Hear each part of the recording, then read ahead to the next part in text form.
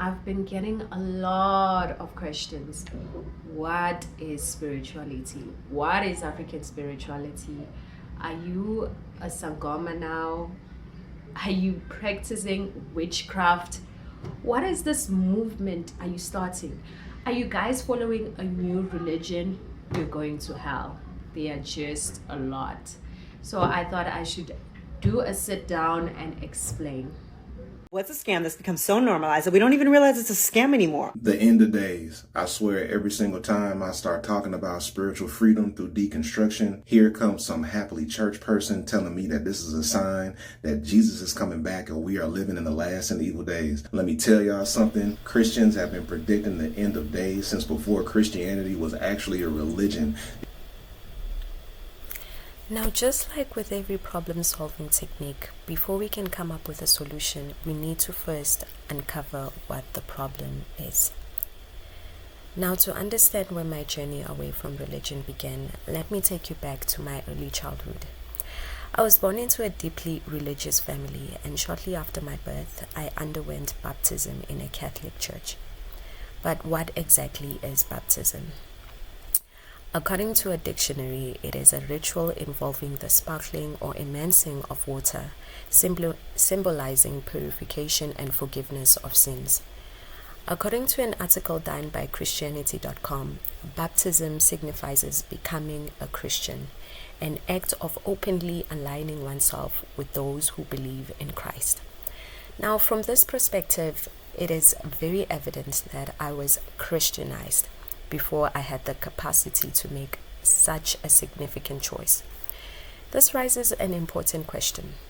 Why should an innocent child, actually a baby in this case, be held accountable for sins they have never committed?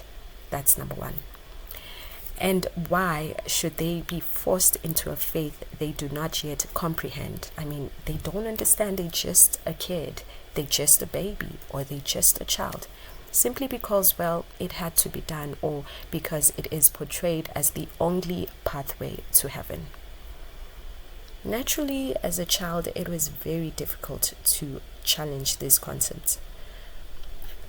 My young mind really struggled to understand such complex ideas. If the Bible had powers, I tell you, nobody will bring it to Africa. Repeat after me. If the Bible was useful or had powers, nobody will bring it to Africa. Period.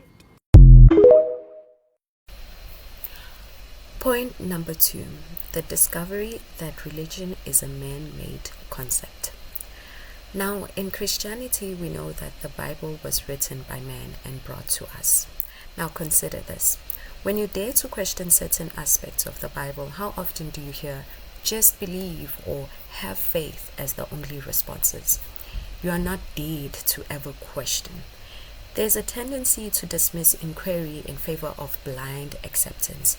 Growing up, I often found myself asking the whys of my faith, questioning what is it that I actually believed in. For instances, in Christianity, we are constantly told that the only way to truth is through Jesus Christ.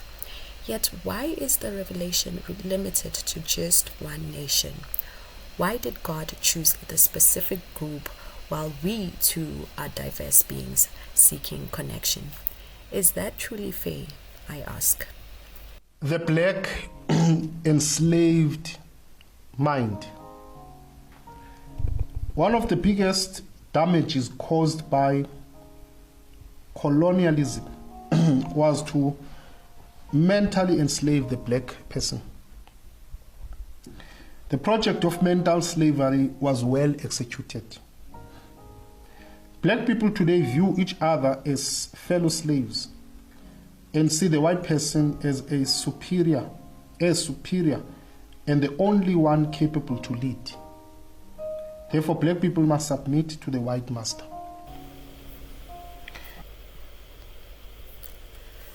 Physical and mental slavery.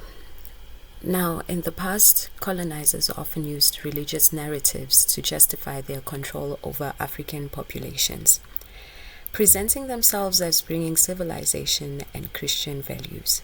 Africans were forced into Christianity, and traded as slaves. Until this day, we are faced with mental slavery because of religion. As Black people, we often see ourselves as inferior to other races, more especially white people. Why? Because they brought inequality, division, and more especially religion to us. Now, for the sake of this video, I will end here for now. In the next episode, I will touch on more factors as to why I left religion and returned to spirituality.